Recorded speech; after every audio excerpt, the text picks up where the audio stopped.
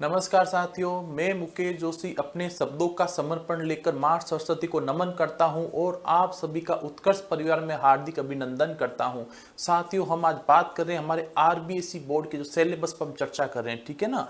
देखो बेटा, सिलेबस तो हमारे पास पहले से ही था, लेकिन हमारे कौन सा भाग कितने अंकों का होगा, कौन सा अध्याय कितने अंकों का होगा, उसके बारे में आज चर्चा करने वाले, ठीक है ना। जैसे कि माध्यमिक शिक्षा बोर्ड राजस्थान ने अपना 2022 का पाठ्यक्रम जारी किया है, उसमें देखो अंक विभाजन भी बताया गया है, ठीक है ना। उसमें अंकों का विभाजन भी बताया गया है कि कौन सा आपके अध्याय कितने नंबर का होगा, मतलब उनको किस प्रकार से तैयारी करनी है, कौन से अध्याय पर अत्यधिक ना जोर देना है, मतलब कौन से अध्याय में बहुत अच्छे से पढ़ना है। पढ़ना तो सभी को ही है, बहुत अच्छे से भी पढ़ना है, परंतु ऐसा कौन सा जिसका अंक भार अधिक है, हम उसके ऊपर चर्चा करने वाले, ठीक है ना। देखो बेटा, जैसे कि आप जानते हो, इसका हमारा कोड जो है, सब्जेक्ट कोड है 29 है हमारा सब्जेक्ट कोड, ठीक है। देखो ये जो होगा प्रश्न पत्र, ये कितना, एक ही प्रश्न पत्र होगा। हालांकि देखो बुक्स तो हमारे पास दो है, किताबें हमारे पास दो है। देखो कि एक है आपके भाग एक, ठीक है ना। एक जो किताब उसमें रखा है आपका नाम भाग एक रखा है, ठीक है। एक तो है आपके भाग एक, जबकि भाग दो है दूसरी, ठीक है। ये तो आपके भाग एक वाली, ठीक है। और जो दूसरी वो क्या है, भाग दो। जैसा कि हम जानते हैं हमारे पास एनसीईआरटी के अकॉर्डिंग क्या है, दो पुस्तकें हैं, भाग एक और भाग दो। तो जो भाग एक है और जो भाग दो है, इन दोनों के दो अलग अलग एग्जाम नहीं होने वाले। प्रश्न आपके पत्र एक ही आएगा, मतलब कि एग्जाम एक ही होगा, ठीक है ना। परीक्षा एक ही होगी, प्रश्न पत्र एक ही आएगा, मतलब कि सभी को एक साथ ही एक ही परीक्षा होगी। जैसा कि मैंने आपको बताया है, प्रश्न पत्र एक होगा, ठीक है ना। प्रश्न पत्र कितना होगा, एक ही होगा आपके, ठीक है। फिर देखो इसमें जो अंक है, मतलब कि पहले तो समय की बात करते हैं, आपको कितना समय दिया। देखो समय का पहला ध्यान रखना बहुत आवश्यक है, क्योंकि सबसे बहुमूल्य होता है समय। क्या होता है, बहुमूल्य होता है, और समय के अनुसार ही हमें काम करना चाहिए। कोई भी कार्य हो वो समय को ध्यान में रखकर ही करना चाहिए, समय बिल्कुल भी खराब नहीं करना चाहिए। जो इसमें आपको समय दिया गया है इस प्रश्न पत्र को हल करने के लिए, लेकिन एक चीज आप ध्यान रखना बेटा, अपना जो सब्जेक्ट है वो थ्योरी सब्जेक्ट है, इसलिए आपको हमेशा ध्यान रखना है किसका, समय का। लिखते समय ध्यान रखना है कौन सा प्रश्न आपको कितने शब्दों में लिखना, उसका आंसर कितने शब्दों में देना, इस चीज का आपको पहले ध्यान रखना है, ठीक है ना। ऐसा नहीं है कि जो प्रश्न पहले आपने पहले उठाया है वो चाहे 20 शब्दों में उसका उत्तर देना है, परंतु आपको अच्छे से आते इसलिए आप क्या करते, उसको लिखते ही जाते हो, खींच लेते हो पूरा लंबा। ऐसा नहीं करना है, शब्द और समय दोनों का ही ध्यान रखना है, ठीक है। शब्द सीमा और समय दोनों का आपको ध्यान रखना है। देखो इसमें जो आपको समय है वो कितना दिया गया है, 3 घंटे 15 मिनट का आपको समय दिया गया है, ठीक है ना। कितना समय दिया गया आपको, 3 घंटे और 15 मिनट का समय आपको मिलेगा। इसमें आपको प्रश्न पत्र पूरा हल करना, मतलब कि सभी प्रश्नों के उत्तर देने हैं, साथ ही उसको रीचेक करना है, वापस आपको चेक भी करना है कि आपने जो लिखा है सही लिखा है, कोई छूट तो नहीं गया, ठीक है ना। और एक चीज ध्यान रखना, प्रश्न को हमेशा 2 से 3 बार पढ़ना जरूरी होता है बेटा, ये ध्यान रखना आप, ठीक है ना। क्योंकि कई बार हमारे साथ थ्योरी सब्जेक्ट में कई सारे शब्द बिल्कुल एक, कहते हैं ना, एक मात्रा का ही अंतर होता है। कई बार ऐसा लिखा आता है काल और कला, इसमें भी फर्क आ जाता है। कई बार कहीं पढ़ते हैं ना अपन, इस समय का काल बताइए कला बताइए, तो उसमें आपको परेशानी हो सकती है। तो आपको ध्यान रखना है, प्रश्न को हमेशा 2 बार पढ़ना है, उसके बाद ही आपको उसका उत्तर लिखना है। तो देखो समय आपका होगा 3 घंटा 15 मिनट का। जो प्रश्न पत्र के लिए अंक दिया गया है, किसका, प्रश्न पत्र का अंक। देखो हमारा लक्ष्य तो पूर्णांक है, ये प्राप्त करना हमारा लक्ष्य होता है, ठीक है ना। लेकिन जो इसमें प्रश्न पत्र कितने अंकों का होगा, वो होगा आपके 80 नंबर का, ठीक है ना। कितने नंबर का होगा, 80 नंबर का आपके प्रश्न पत्र होगा, ठीक है ना। परंतु जो सत्रांक है, जो विद्यालय से भेजे जाने वाले अंक है, वो कितने होंगे, 20 अंक, ठीक है ना। ये सत्रांक आपके विद्यालय के द्वारा भेजे जाते हैं, स्कूल से भेजे जाते हैं, जो कि जो स्कूल में समय से जो परीक्षाएं होती हैं उसके आधार पर, और साथ ही आपके अटेंडेंस और आपके द्वारा जो व्यवहार किया जाता है, व्यवहार हमेशा उत्तम होना चाहिए, ठीक है ना। उस व्यवहार सभी की मिलाकर 20 अंक जो है वो आपके स्कूल वाले बेचते हैं। 80 अंक जो है आप प्रश्न पत्र फाइनल एग्जाम होते हैं उसमें आपके प्राप्त करने होते हैं। और जो पूर्णांक कितने हो गए, पूरे 100 होते पूर्णांक, जो कि अपना लक्ष्य होता है प्राप्त करने का, ठीक है ना। लक्ष्य क्या है, पूर्णांक जो 100 अंक है वो पूरे 100 अंक प्राप्त करने का लक्ष्य होता है। अब इस लक्ष्य की पूर्ति कैसे करनी, इसके अपन रणनीति बनाकर ही चलेंगे, और बहुत अच्छी से रणनीति बनाएंगे ताकि एक भी अंक पीछे नहीं रहे, ठीक है ना। पूरा पूरा जो लक्ष्य है पूरा अपन उसको प्राप्त कर सके, सफल हो सके।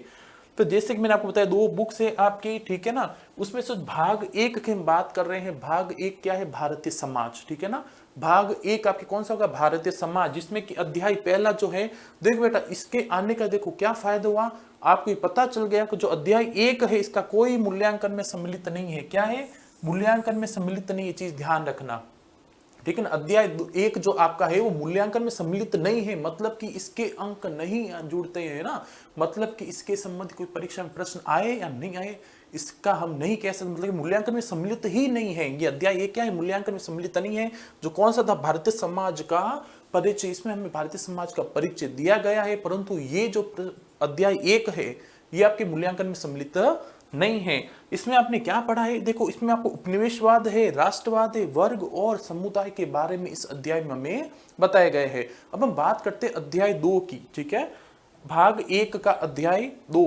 भाग 1 के अध्याय 2 जो है वो सबसे पहले ध्यान रखना कितने अंक का है, वो आपके 7 अंक का है, ठीक है ना, ये आपके अंक है, कितने अंकों का है, ये 7 अंकों का आपके अध्याय 2 है, ठीक है ना। भाग 1 में अध्याय 2 कौन सा है, भारतीय समाज की जनसांख्यिकी संरचना, किसके बारे में बात कर रहा है, जनसांख्यिकी संरचना के बारे में बात कर रहा है, वो भी किसकी, भारतीय समाज की, मतलब कि भारतीय जनसांख्यिकी के बारे में बात करेगा। इसमें कौन कौन सी चीजों का हम अध्ययन करेंगे, देखो जनसांख्यिकी क्या होता है, जनसंख्या के संबंधित आंकड़े होते हैं जिसे हम अंग्रेजी में डेमोग्राफी कहते हैं, ठीक है ना, क्या होते हैं, जनसंख्या संबंधित आंकड़े होते हैं। अब देखो इसमें हम क्या क्या अध्ययन करेंगे, सबसे पहले देखो इसमें अवधारणाएं पढ़ेंगे, क्या पढ़ेंगे, इसके सिद्धांत और अवधारणाएं ही इसमें पढ़ेंगे। और देखो इसमें सिद्धांत में किसके सिद्धांत पढ़ेंगे, पहले हम पढ़ेंगे माल्थस का जनसंख्या वृद्धि का सिद्धांत, कौन सा, माल्थस का जनसंख्या वृद्धि सिद्धांत पढ़ेंगे। जनसंख्या वृद्धि सिद्धांत के साथ हम दूसरा सिद्धांत कौन सा पढ़ेंगे, जनसंख्या का संक्रमण सिद्धांत, क्या पढ़ेंगे, जनसांख्यिकी संक्रमण का सिद्धांत। इसमें आपको 3 चरण बताए जाएंगे, जिसमें दूसरा चरण जो होता है वो विस्फोट का होता है, जनसंख्या विस्फोट का चरण होगा, ठीक है ना। तो इसमें हम 2 सिद्धांत के बारे में पढ़ेंगे, कौन सा, एक तो माल्थस का जनसंख्या वृद्धि का सिद्धांत, दूसरा जनसांख्यिकी संक्रमण का सिद्धांत। फिर हम बात करेंगे इसमें संकल्पनाएं कौन कौन सी, जैसे कि देखो शिशु मृत्यु दर क्या होता है, मातृ मृत्यु दर क्या होता है, ठीक है ना, मृत्यु दर किसे कहते हैं, जन्म दर किसे कहते हैं, ये जितने भी संकल्पनाएं हम इसके बारे में इसके अंदर अध्याय में अध्ययन करेंगे, ठीक है ना। साथ ही हम इसमें देखो फिर क्या पढ़ने वाले हैं, इसमें पढ़ेंगे भारत की जनसंख्या का आकार, क्या पढ़ेंगे, भारत की जनसंख्या का आकार कितना है, और साथ ही सन वृद्धि भी पढ़ेंगे, किस प्रकार से भारत जनसंख्या वृद्धि दर बढ़ती। हम देख रहे हैं ना, जनसंख्या के दृष्टिकोण से भारत दूसरे स्थान पर आता है, हम इसके बारे में अध्ययन करेंगे, जनसंख्या वृद्धि और आकार की। फिर हम देखेंगे जनसंख्या की आयु संरचना, मतलब कि भारत में जो इतनी भी जनसंख्या है उसमें अलग अलग वर्गों की बात करेंगे, कौन कौन सी आयु में इसको रख सकते हैं, 3 वर्ग में रकम बात करेंगे, ठीक है, किशोर, प्रौढ़ और वृद्ध, इन 3 आयु वर्ग की हम बात करेंगे। फिर हम बात करेंगे इसमें स्त्री पुरुष अनुपात की, मतलब कि प्रति 1000 पुरुषों के पीछे महिलाओं की कितनी संख्या है, हम इसमें बात करेंगे स्त्री पुरुष अनुपात की, जो कि क्या है, घट रहा है, ठीक है ना, ये घटता अनुपात हम जान रहे हैं, पुरुषों की तुलना में स्त्री संख्या लगातार कम होती जा रही है। फिर हम पढ़ेंगे साक्षरता के बारे में, मतलब कि 7+ आयु वाले, मतलब 7 वर्ष से अधिक आयु वाले कितने पढ़े लिखे लोग भारत में हैं, जो किसी भाषा को समझते हैं, किसी भाषा को पढ़ सकते हैं, लिख सकते हैं, उसको साक्षर कहते हैं, ठीक है ना, साक्षरता में अध्ययन करेंगे। फिर हम ग्रामीण और नगरीय जनसंख्या है ना, भिन्नताएं, जो ग्रामीण और नगरीय भिन्नताएं, उसके ऊपर अध्ययन करेंगे। फिर हम देखें भारत की जनसंख्या नीति, क्या क्या रणनीति बनेगी, जैसे हम जानते हैं सबसे पहले 1992 भारत की जनसंख्या नीति बनेगी, जिसका क्या उद्देश्य था, जनसंख्या वृद्धि को कम करना, ठीक है ना, ये देखा गया था। फिर हम देखते हैं अध्याय 3 में हमें क्या पढ़ना है, जो अध्याय 3 है इसका अंक भार कितना है, अंक भार इसका 6 है, ठीक है ना, इसका अंक भार कितना है, इसका 6 है अंक भार आपके, ठीक है। अध्याय 3 क्या है, सामाजिक संस्थाएं, निरंतरता और परिवर्तन, मतलब कि जो संस्था है उसका क्या है, निरंतर चल रही है और इसमें परिवर्तन भी होता जा रहा है। देखो इसमें कौन कौन से संस्थाओं का अपन अध्ययन करेंगे, इसमें अध्ययन करेंगे जाति का अध्ययन करेंगे हम, ठीक है, एक तरह जनजाति का और परिवार का, इसका हम अध्ययन करने वाले इसके अंदर, ठीक है ना, जाति, जनजाति और जो परिवार है इसका हम अध्ययन करेंगे। इसमें किस तरह से संस्था निरंतर चल रही है, इसमें कौन कौन से परिवर्तन आ रहे हैं, इसके बारे में इसका अध्ययन करेंगे। फिर आगे अध्याय 4 है आपके साथ, अध्याय 4 जो है वो कितना अंक भार का है, 6 अंक का है, कितना है इसका अंक भार आपके 6, ठीक है ना, इसका अंक भार आपके 6 है, जिसका नाम है बाजार एक सामाजिक संस्था के रूप में। मतलब देखो बाजार जो एक आर्थिक संस्था तो ही है, साथ ही सामाजिक संस्था भी होती है, क्योंकि हम इसके समाजशास्त्रीय परिप्रेक्ष्य से बात करेंगे, ठीक है। बाजार अर्थव्यवस्था हम किससे परिप्रेक्ष्य से बात करेंगे, समाजशास्त्रीय परिप्रेक्ष्य से बात करेंगे, मतलब कि समाज शास्त्रीय दृष्टि से हम इसको देखेंगे। फिर हम इसकी बात करेंगे पूंजीवाद को एक सामाजिक व्यवस्था के रूप में समझेंगे। फिर हम बात करेंगे स्थानीय, क्षेत्रीय, राष्ट्रीय और अंतर्राष्ट्रीय जितने भी बाजार होते हैं, हम जानते हैं एक हाट बाजार लगता है, एक साप्ताहिक बाजार लगता है, जो ग्रामीण समुदाय में छोटा मोटा बाजार लगता है, उसकी भी बात करेंगे। और एक अंतर्राष्ट्रीय पर जो सबसे बड़े बाजार लगते हैं उसकी हम बात करेंगे, ठीक है ना, कौन से अध्याय 4 में। फिर हम बात करते हैं अध्याय 5 भाग 1 का ही अध्याय 5 है, जिसका अंक भार कितना दिया गया है, अंक भार इसमें आपके है 7 नंबर, ठीक है ना, इसका अंक भार कितना है 7 नंबर का है। जो इसमें पढ़ेंगे हम क्या, सामाजिक विषमता और बहिष्कार के स्वरूप। सामाजिक विषमता मतलब समाज में होने वाले अंतर है ना, जो असमानता कहते हैं, समाज की असमानता का अध्ययन करेंगे, और बहिष्कार के ऊपर भी इसमें चर्चा की जाएगी। हम इसमें देखेंगे किस तरह से सामाजिक विषमता और सामाजिक बहिष्कार है, अस्पृश्यता जिसे कहते हैं ना, छुआछूत है ना, जो भारतीय संविधान के अनुच्छेद 17 के तहत इसको समाप्त कर दिया गया, ऐसी कोई भी बात नहीं कही जाएगी छुआछूत वाली। फिर जाति, जनजाति और पिछड़े वर्ग की बात करेंगे, जाति की, जनजाति और पिछड़े वर्ग है, जो आदिवासी संघर्ष मतलब आदिवासी समुदाय का जो संघर्ष है उसकी भी हम इसमें अध्ययन करने वाले हैं। और महिलाओं के साथ जो समानता है ना, जो महिला अपनी समानता और अधिकार के लिए जो संघर्ष करे, मतलब कि महिला आंदोलन की इसमें बात की जाएगी। साथ ही इसमें जो भी समता सक्षम व्यक्ति है उसके भी संघर्ष इसमें चर्चा की जाएगी।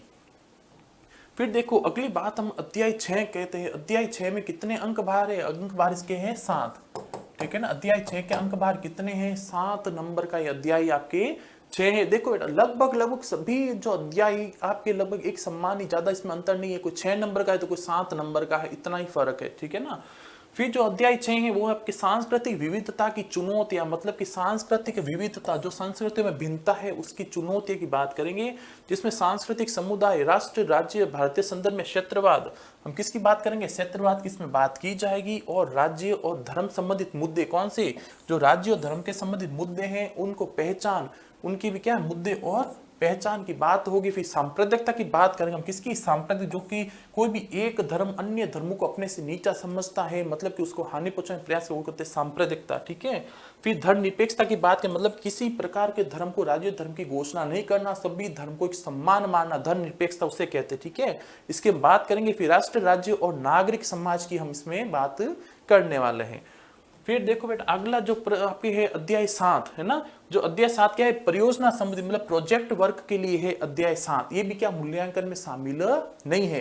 तो यहाँ तक होती है भाग 1, जो किताब भाग 1 है उसमें हमने देखा 7 अध्याय है, परंतु अध्याय 1 जो है आपके भारतीय समाज का परिचय वो, और अध्याय जो 7 है परियोजना कार्य, ये दो मूल्यांकन में सम्मिलित नहीं है। किसमें नहीं है, मूल्यांकन में सम्मिलित नहीं है। मतलब कि भाग 1 में जो 5 अध्याय ऐसे है, अध्याय 2, 3, 4, 5, 6, ये 5 अध्याय ऐसे है जो मूल्यांकन में सम्मिलित है, ठीक है। फिर बात करते हैं आगे अपन भाग 2 की, ठीक है ना, ये है आपके भाग 2, ठीक है, जिसका क्या नाम है, एक बुक का अपने भारतीय समाज में परिवर्तन और विकास, किसमें, भारतीय समाज में, भारतीय समाज में जो परिवर्तन विकास है इसकी हम बात कर रहे हैं, भारतीय समाज में परिवर्तन और विकास, इसका ही अध्ययन किया जा रहा है पूरी इसमें बुक में। देखो अब आपकी जो किताब 2 है, भाग 2 जो है ना, इस भाग 2 में अध्याय 1 लिखा होगा, लेकिन हम अगर क्रम से देखें तो अध्याय 7 होता है, क्योंकि जो पुस्तक 1 है, भाग 1 है, उसमें 7 अध्याय है, परंतु उसमें जो 7वां अध्याय वो प्रोजेक्ट वर्क का है, वो इसमें सम्मिलित नहीं है। तो 6 तक के होने के बाद 7 नंबर इसको दिया गया है, ठीक है ना। बाकी भाग 2 में अगर पढ़ोगे तो यहाँ पे अध्याय 1 लिखा दिखाई देगा आपको, ठीक है ना, वरना सिलेबस में इसको 7 नंबर दिया है। ये कितने अंक का है, इसका अंक भार है 6 आपके, ठीक है, इसका अंक भार कितना है, 6 अंकों का ये होगा आपके। इसमें हम क्या पढ़ने वाले, इसमें पढ़ेंगे संरचनात्मक परिवर्तन। क्या पढ़ेंगे, संरचनात्मक परिवर्तन, मतलब कि देखो हमारे समाज में एक संरचना पाई जाती है, प्रत्येक चीज की बिल्कुल एक स्ट्रक्चर होता है, संरचना होती है, उस संरचना में किस प्रकार से परिवर्तन हो रहा है, बस उस परिवर्तन का हम अध्ययन करेंगे। इसमें हम देखेंगे उपनिवेशवाद की समझ, किसकी, उपनिवेशवाद की समझ देखेंगे। उपनिवेशवाद क्या होता है, ऐसा शक्तिशाली देश जो अपने आर्थिक लाभ के लिए किसी क्षेत्र को अपना उपनिवेश बना देता है, मतलब उसको बाजार बना देता है जहां से वो लाभ उठाता रहता है, तो उपनिवेशवाद की समझ देखेंगे। साथ ही हम देखेंगे भारत में नगरीकरण, किस प्रकार से भारत में नगरीकरण हो रहा है और औद्योगिकरण हो रहा है, मतलब कि नए नए उद्योगों की स्थापना हो रही है, मशीनीकरण हो रहा है, औद्योगिकरण हो रहा है। इसकी चर्चा हम किसमें करेंगे, अध्याय 7 में, संरचनात्मक, मतलब कि भाग 2 का अध्याय 1, ठीक है ना, और सिलेबस के अकॉर्डिंग अध्याय 7। फिर आगे देखते हैं अपन अगला जो अध्याय 8 है, भाग 2 का तो अध्याय 2 होगा, लेकिन सिलेबस के अकॉर्डिंग कौन सा होगा, भाग 8 है, जो कितने अंकों का, अंक 6 है, ठीक है ना। इसमें अंक भार कितना रखा गया है, अंक भार इसमें रखा गया है 6 नंबर का आपके होगा, ठीक है। जो है आपके सांस्कृतिक परिवर्तन, देखो पहले संरचनात्मक परिवर्तन की बात की, फिर हमने करी सांस्कृतिक परिवर्तन की। अब सांस्कृतिक परिवर्तन क्या पढ़ेंगे, देखो उसमें 19वीं 20वीं शताब्दी में कौन से 19वीं और 20वीं शताब्दी में जितने भी सामाजिक सुधार हुए हैं, सामाजिक सुधार आंदोलन हुए, उस आंदोलन के हम इसमें चर्चा करने वाले हैं। ठीक है, साथ में इसमें संस्कृतिकरण, संस्कृतिकरण क्या होता है, जब एक संस्कृति जो दूसरे संस्कृति के मूल्यों को अपनाना शुरू करती है, इससे क्या हो जाता है, संस्कृतिकरण हो जाता है। फिर आधुनिकीकरण, जानते हैं आधुनिक होता जा रहा है, समय बदल रहा है, सभी आधुनिकरण पढ़ेंगे। फिर पंथ निरपेक्षीकरण, मतलब वही धर्म निरपेक्षता पंथ निरपेक्षता एक ही चीज होती है। और पश्चिमीकरण को समझना, पश्चिमीकरण को समझना किस तरह से पश्चिमी जो शिक्षा संस्कृति है वो दूसरे अन्य क्षेत्रों पर प्रभावी हो रही है, पश्चिमीकरण हो रहा है, इसको हम समझेंगे। साथ में इसमें देखेंगे सामाजिक परिवर्तन के विभिन्न प्रकार, किस प्रकार से सामाजिक परिवर्तन हो रहा है, इसके प्रकार के बारे में अध्याय 8 में देखेंगे। ठीक है, फिर अध्याय 9 देखो, अध्याय 9 जो है वो आपके अंक भार 6 है ना, अंक भार इसके 6। देखो अध्याय 9 का तात्पर्य क्या हो गया, मतलब कि भाग 2 का अध्याय तीसरा। ठीक है ना, ये आप देखते रहना, भाग 2 जो किताब दूसरी आपके भाग 2 का अध्याय तीसरा और सिलेबस के अकॉर्डिंग अध्याय 9। ठीक है ना, इसमें कौन सा अध्याय 9, अध्याय 9 आपके भारतीय लोकतंत्र की कहानी। क्या कह रहा है, भारतीय लोकतंत्र की कहानी। हम जानते हैं हमारा भारत कैसे लोकतंत्रात्मक शासन प्रणाली वाला देश है। ठीक है ना, जो विश्व का सबसे बड़ा लोकतांत्रिक देश भारत है। तो देखो लोकतंत्रात्मक कहानियां कैसे, जिसमें पढ़ेंगे भारतीय संविधान के बारे में पढ़ेंगे, फिर हम पढ़ेंगे हित प्रतिस्पर्धी संविधान, कैसा हित प्रतिस्पर्धी संविधान है, और सामाजिक परिवर्तन, किस प्रकार सामाजिक परिवर्तन हो रहा है, इसके बारे में इसमें बात करेंगे। हम देखेंगे सामाजिक मानदंड क्या है, संवैधानिक मानदंड देखेंगे, साथ ही हम देखेंगे सामाजिक न्याय, संवैधानिक मानदंड और सामाजिक न्याय। फिर हम पढ़ेंगे सामाजिक न्याय में सशक्तता, क्या सामाजिक न्याय की सशक्तता की व्याख्या हम करेंगे। फिर हम देखेंगे पंचायती राज व्यवस्था, है ना, पंचायती राज, सामाजिक परिवर्तन की चुनौतियां, जो समाज में परिवर्तन उसको क्या क्या चुनौतियां होती है, वो चुनौतियों की बात करने में देखेंगे पंचायतों की शक्तियां और उत्तरदायित्व, मतलब कि जो पंचायती राज संस्था होती है इनकी कौन कौन शक्तियां होती है, इनके कौन कौन से उत्तरदायित्व। देखो शक्तियां उत्तरदायित्व दोनों साथ साथ चलते, हम कहते हैं ना कि व्यक्ति के अधिकार और कर्तव्य क्या है, एक ही सिक्के के दो पहलू होते हैं। जब अधिकार है तो हमारे उसके साथ कुछ कर्तव्य भी जुड़े होते हैं। प्रत्येक व्यक्ति के जो अधिकार हैं तो उसके साथ समझो कुछ ना कुछ उसके कर्तव्य भी होते हैं। तो वहीं पंचायती राज की शक्तियां और उत्तरदायित्व भी देखेंगे। साथ में जनजातीय क्षेत्र में पंचायती राज देखेंगे, जनजातीय क्षेत्रों में देखेंगे पंचायती राज। ठीक है, फिर लोकतंत्रीकरण और असमानता, लोकतंत्रीकरण असमानता की बात करने के बाद बात करेंगे राजनीतिक दलों की, जो कि हम जानते हैं भारतीय क्या है, बहुदलीय शासन प्रणाली है भारत में। ठीक है, तो ऐसे राजनीतिक दलों की बात करें। फिर हम बात करेंगे दबाव समूह, दबाव समूह में कौन होता है, जो व्यापारी है या अन्य वे व्यक्ति जो राजनीतिक दल में सम्मिलित नहीं होते परंतु फिर भी वो राजनीति को प्रभावित करते हैं। ठीक है ना, ऐसे लोग दबाव समूह में आते हैं। और साथ में पढ़ेंगे लोकतांत्रिक राजनीति के बारे में अध्ययन करेंगे। अगला हमारे अध्याय 10 जो है अंक भार 6। ठीक है ना, अध्याय 10 का अंक भार कितना है, 6 नंबर का ये होगा। ठीक है ना, अध्याय 10 क्या है, ग्रामीण समाज में विकास और परिवर्तन। कौन समाज में, ग्रामीण समाज की बात कर रहा है। ठीक है, ग्रामीण समाज में विकास और परिवर्तन की बात कर रहा है। कृषि संरचना, मतलब देखो इसमें कृषि संरचना की मुख्य रूप से बात की जाए, जिसमें ग्रामीण भारत में जाति और वर्ग, किसमें ग्रामीण भारत की, सिर्फ ग्रामीण बात करें, ग्रामीण क्षेत्र की बात, जिसमें जाति वर्ग भूमि सुधार, किसकी बात करेंगे, जाति वर्ग भूमि सुधार की, हरित क्रांति की, और हरित क्रांति और इसके सामाजिक परिणाम भी बात करेंगे, क्या इससे परिणाम हुए थे हरित क्रांति के। फिर ग्रामीण समाज जो परिवर्तन, उससे परिवर्तन बात करने के बाद मजदूरों का संचार की बात करेंगे। फिर वैश्वीकरण, विश्व का एक हो जाना, सीमाओं के आर पार वस्तुओं का पूंजी का ना परवाह, वो क्या होता है, वैश्वीकरण होता है। उदारीकरण, फिर ग्रामीण समाज की चर्चा की जाएगी। फिर हम बात करेंगे अध्याय 11 जो कि अंक भार कितना है, 6 अंकों का होता है। ठीक है, अंक भार कितना है, 6 अंक का है। अध्याय 11 जो है औद्योगिक समाज में परिवर्तन विकास। अब किसकी बात, औद्योगिक समाज की, पहले हमने ग्रामीण समाज की बात करेंगे, फिर किसकी बात करें, औद्योगिक समाज में जो परिवर्तन उसके विकास की बात कर रहे हैं। ठीक है, औद्योगिक समाज की कल्पना क्या है, औद्योगिक समाज की कल्पना के बारे में बात करें। फिर भारत में औद्योगिकरण कैसे हुआ, भारत में औद्योगिकरण, इसकी चर्चा की जाएगी। फिर लोगों का काम किस तरह कर पाते, मतलब लोग काम किस तरह कर पाते हैं और काम को किस तरह किया जाता है। ठीक है, इसके बारे में पढ़ेंगे। फिर हम कार्य अवस्थाएं पढ़ेंगे, कार्य की अवस्था के बारे में पढ़ेंगे। फिर घर पर आधारित काम, मतलब कुटीर उद्योग कह सकते हो आप, घर पर आधारित काम। फिर हड़तालें और मजदूर संघ, जब शोषण होता है मजदूर वो क्या कहते हैं, मजदूर एक संघ बनता है, यूनियन बनता है, वो क्या करते हैं, पूंजीपति वर्ग का विरोध करते, संघर्ष करते हैं। फिर अगला अध्याय 12 है आपके, जो अंक भार है 5 का। देखो केवल एक ही ऐसा अध्याय है जिसका अंक भार 5 है आपके। ठीक है, वरना सबके 6-7 चल रहा है। अध्याय 12 कौन सा, भूमंडलीकरण सामाजिक परिवर्तन। भूमंडलीकरण वैश्वीकरण एक ही होता है। ठीक है, फिर सामाजिक परिवर्तन की इसमें चर्चा की जाएगी। भूमंडलीकरण को समझना, भूमंडलीकरण तो समझना होगा हमें, भूमंडलीकरण के आयाम कौन कौन से उस पर बात करेंगे, जैसे कि आर्थिक, राजनीतिक और सांस्कृतिक क्या है भूमंडलीकरण के आयाम है। अगली चर्चा हम करेंगे अध्याय 13 पर। अध्याय 13 का अंक भार कितना है 7 है, ठीक है ना। इसका अंक भार कितना आ रहा है आपके 7 अंक का होगा, जो है जन संपर्क साधन और संचार, कैसे जनता के मध्य संपर्क किया जाता है, उसके कौन कौन से साधन होते हैं, क्या संचार साधन, उसकी बात करेंगे।